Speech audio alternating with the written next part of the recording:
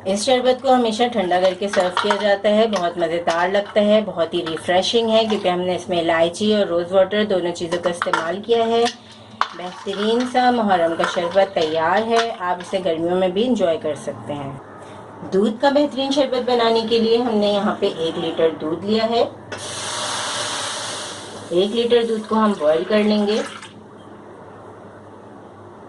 दूध में उबाल आ चुका है। अब हम इसमें ऐड करेंगे हाफ टी स्पून इलायची का पाउडर। इलायची ऐड करने से बहुत ही अच्छी खुशबू आएगी दूध के शरबत में। 1 कप चीनी ऐड करेंगे। क्योंकि दूध के शरबत में काफ़ी सारा बर्फ़ ऐड किया जाता है, इसलिए हमने 1 कप चीनी यूज़ की है। चीनी आप अपनी पसंद और जायके के मुताबिक ऐड कीजिएगा।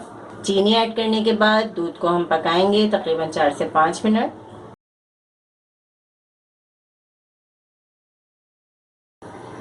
अब हम इसमें ऐड करेंगे बादाम पिस्ता। 2 टेबल स्पून मैंने बादाम पिस्ता लिया है, बारीक बारीक काट लिया है। आप अपनी पसंद के मुताबिक बादाम और पिस्ते की क्वांटिटी कम या ज़्यादा कर सकते हैं। बादाम पिस्ता ऐड करने के बाद हम दूध के शरबत को तकरीबन 5 मिनट और पकाएंगे। दूध के शरबत को हमने 5 मिनट मज़ीद पका लिया है। अब हम फ्लेम को ऑफ कर देंगे, दूध को ठंडा कर लेंगे।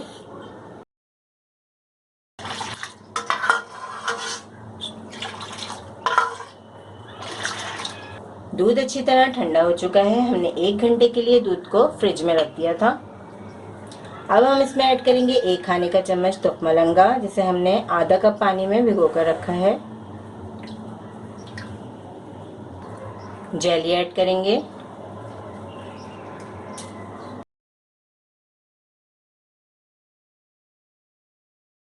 चाय का चम्मच अरक गुलाब ऐड करेंगे, रोज वाटर। अब हम इसमें ऐड करेंगे बर्फ।